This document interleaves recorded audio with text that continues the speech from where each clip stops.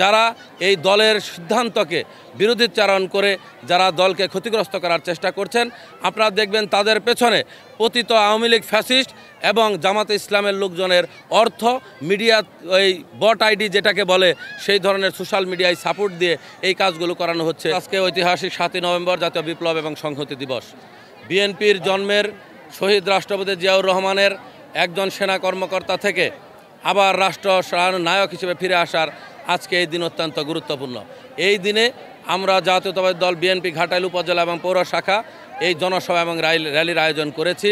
এই র্যালিতে ঘাটাইলের হাজার হাজার মানুষ, নারী পুরুষ বিএনপির প্রতি সমর্থন জানিয়ে অংশগ্রহণ করেছে এবং এই র্যালির মাধ্যমে আমরা এই ঘাটাইলবাসীকে যে মেসেজ দিতে চাই সেটা হলো যে আমরা যে 17 বছর আমাদের নেতৃসহ আমরা যে লক্ষ লক্ষ নেতাকর্মী স্বৈরাচারের বিরুদ্ধে লড়াই সংগ্রাম করতে গিয়ে নির্যাতিত হয়েছি, নিপীড়িত হয়েছি, দেশের মানুষ ভোটাধিকার বঞ্চিত হয়েছে। আমরা সেই ভোটাধিকার ফিরিয়ে আনতে চাই। আমরা আগামী নির্বাচনে মানুষের ভোটের অধিকার ফিরিয়ে দিয়ে ইনশাআল্লাহ ধানের শীষ প্রতীকের বিজয় অর্জন করতে চাই। আর আমাদের এই যে নমিনেশন দেওয়ার পরে আপনারা দেখবেন যে বাংলাদেশের অনেক কিছু অঞ্চলে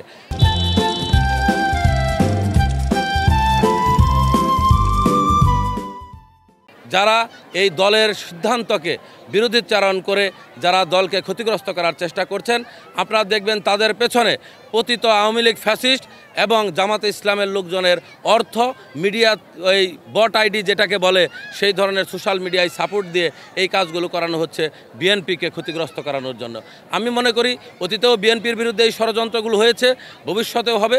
ইনশাআল্লাহ এই সকল ধরনের ষড়যন্ত্রকে পাড়ি দিয়েই আমরা এই বিএনপিকে ধানের শীষ প্রতীককে সামনে নির্বাচনে বিজয়ী করব। দেখুন, অতীত আর বর্তমান 17 বছরের যে দলের মানুষের যে নিপীড়ন নির্যাতনের যে চিত্র, সেই চিত্র বলে দেয় যে বিএনপির প্রতি মানুষের যে আবেগ, যে অনুভূতি, যে ভালোবাসা।